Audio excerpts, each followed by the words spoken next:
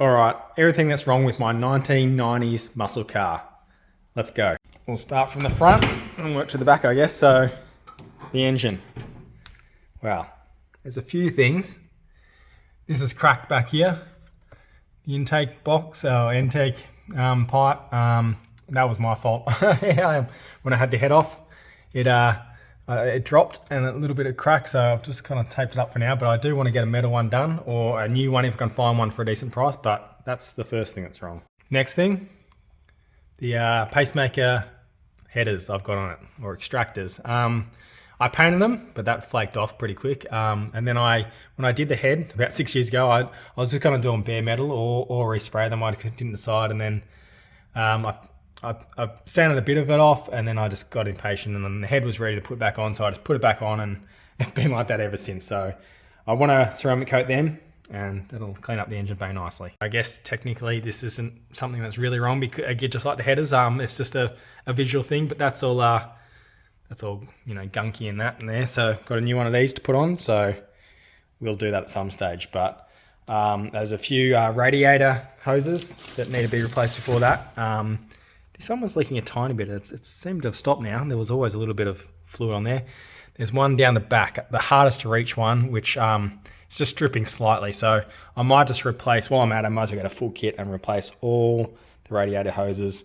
And then there might be a chance of, being less gunk and stuff in the water. I'll do a number of flushes. Probably before I do that, I'll do a number of flushes of the radiator hoses, of the radiator, and then I'll change the hoses, and then I'll change that, or then I'll flush again, then I'll change that, and then hopefully it'll be all nice. I'm missing this little rubber stopper thing.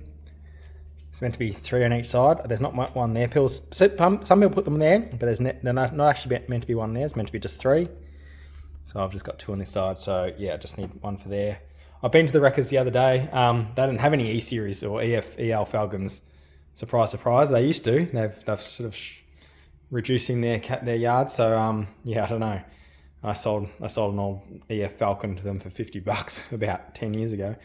No, it's probably about 13 years. 2012, 13 years ago, $50. So I took the alloy wheels off, but yeah, apparently they don't have any EF or EL Falcons anymore. So anyone got one of these? Let me know.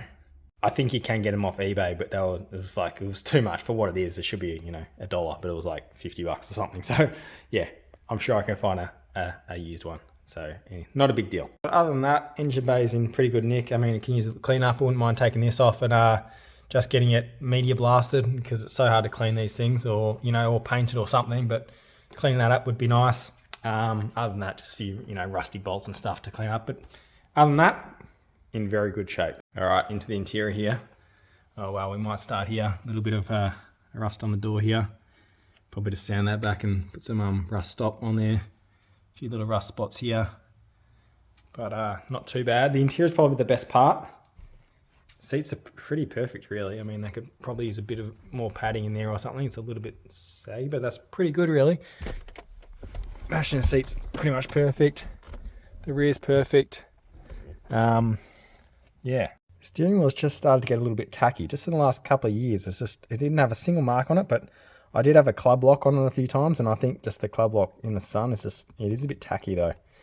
I wouldn't mind just getting that dyed black anyway, but I don't know if that would help, or if anyone's got any tips what to put on. But yeah, actually feeling it now, it is tacky. So as soon as you scratch it, it's very easy to sort of scratch. But other than that, pretty good condition.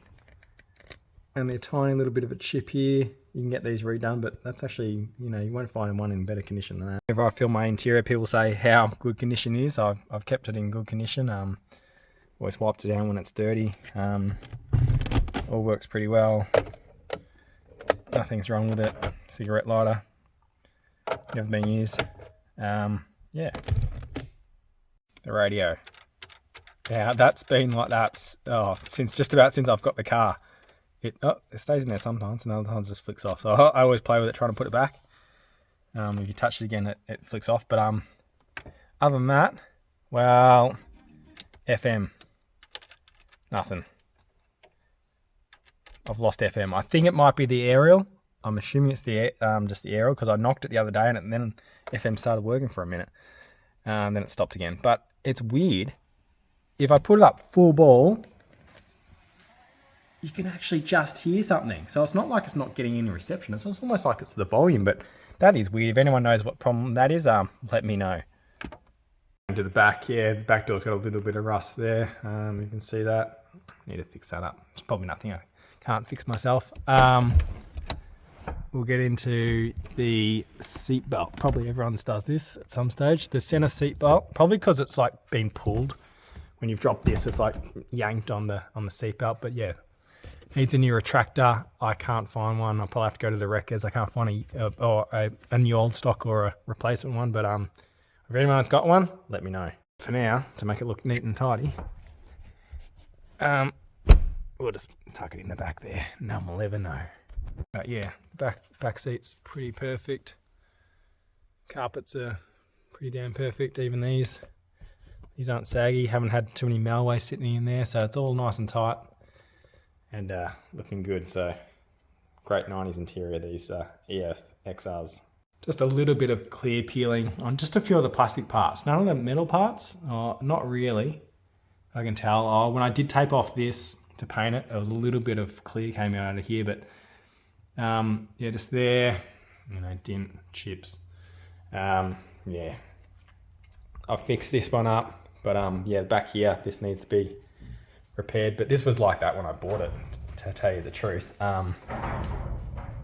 It was, yeah, it's been like that for a long time, so need to fix that up. This one I kind of fixed, but it could use a redo. But other than that, yeah, the boot, well, the spoiler, that's where the clear, a whole lot of clears come off. That's why I've got it off for now.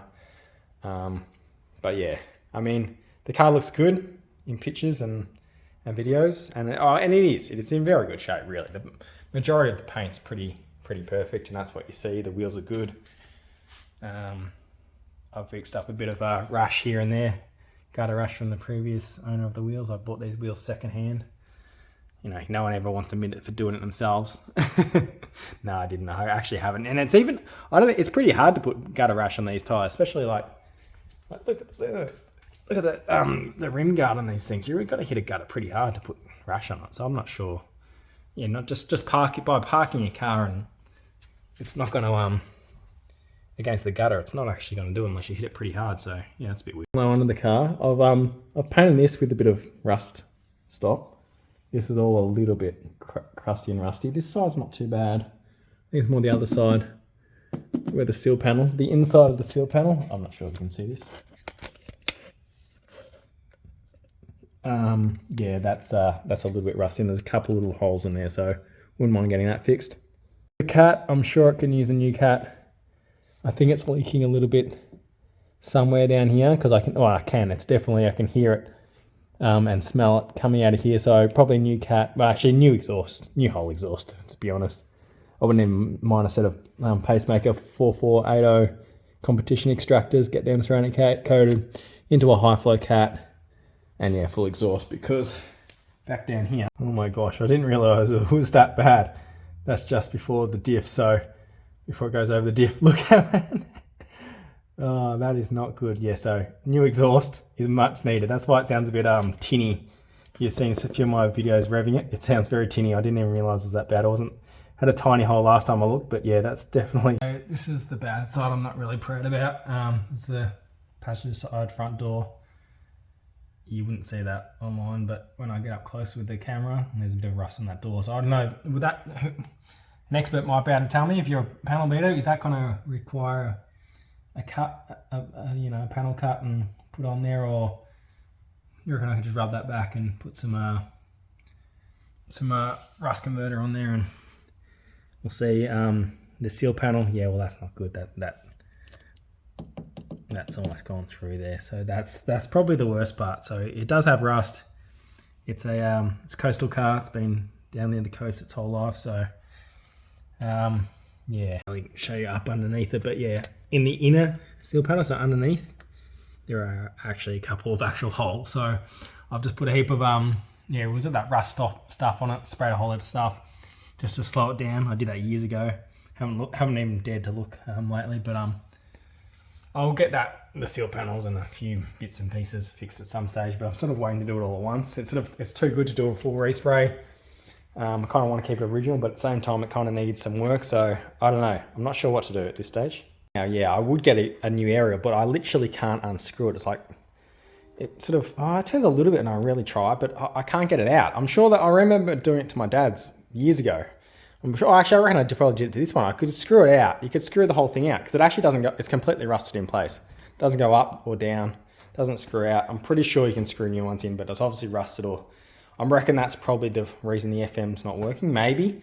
But it's weird that it does have some sort of reception, but it needs to be on full blast and you need to put your ear up to the speaker to hear. So I don't know, comment below what's going on there, but that's something I need to get fixed. Although saying that, if I get a set of pacemaker, competition extractors, high flow exhaust, or high flow cat and a new exhaust, you don't need a radio. These things sound so good, I reckon, for a big old Aussie 4-litre 6, they sound bloody good. The box, it definitely needs a service, whether I'll do it myself or I got quoted for $340 just for a service, for a flush and a service. I don't know, tell me if that's a lot, but it needs that. But it also, after driving for about half an hour,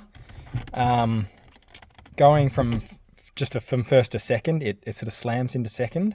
So obviously when it's getting a bit warmer, maybe that's slightly low on fluid, or the guy told me it was going to cost $1,000 to fix. The girl told me it was, I don't know, I can't remember what it was. It was something like it needs new little bearing things or something or other. And he was happy. He just said, no, it's going to cost you $1,000. I think that was with the service maybe. But yeah, so I'd said no because I was thinking, I'm going to probably manual swap it. And I said, I don't even drive it. Like when I do drive it, I rarely go for more than half an hour. So I rarely feel it. So I'm like, I'll leave it for now. Maybe I'll service it myself.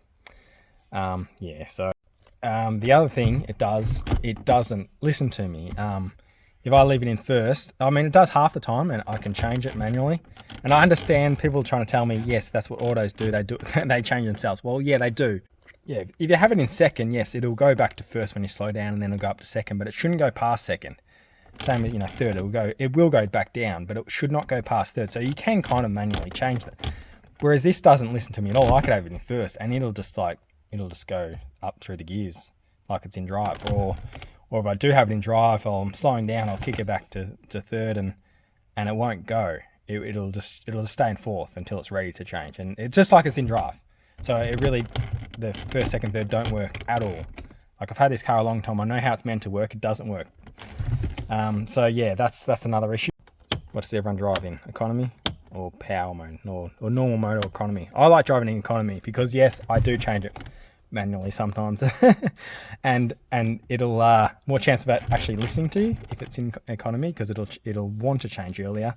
If you leave it in there and you do change early, it won't change until it's ready to change. That's just me. Yes, it sounds like I should T5 it, swap it. I probably should. I have kind of wanted to for a while, but then I'm like, maybe I'll save my money and I'll buy another car. Maybe that Monaro or VZSS that I want to buy, or that I don't know, some other car. But someone has told me, so it's the inhibitor switch is probably that, most likely that's the reason. Probably one, needs a service. Two, the inhibitor switch that's on the side of the where is it? Right under, but it's on the side of the transmission underneath somewhere. There's a inhibitor switch, and you just got to replace that. It's about $60 online. TI Performance sell them. If TI Performance is watching this, if you want to sponsor me and give me a few parts, I'd love to collaborate with you and have you on as a sponsor. I don't know. I've been trying to get a few sponsors. Some exhaust places have given me discount code and stuff to get a new exhaust, so I'm thinking about doing that. But yeah, we'll see. I would like it. I'd like a slightly more of a discount. They only offered me a very small one. But if anyone wants to, anyone watching this, tell any exhaust shop or any automotive company, if they want me to, spruik their products, I'm happy to do that. That'd be cool. Start doing a bit of that. Get some products. Or is it if anyone wants me to drive their car and do like a video on their car, or no, I don't have to drive it. If you want to take me for a drive in your car and do like a review video of your car, that'd be cool. Kind of like Commodore Man does, or Clay Wong or Ross Reviews. I've done a couple so far and they've gone well. It's hard to find people that want to do that with their spare time, which is fair enough. But if you're up for it, let me know. And but if you got this far, great for supporting the channel. Just if you want to watch another video, one of these videos that's showing up on your screen now, that'd be great. It's great if you watch one video, but if you watch two or three, it really starts boosting the channel if you watch more than one video, 2 or 3, and give a comment, give a like, that also helps. So yeah, watch one of those videos and I'll see you in the next one.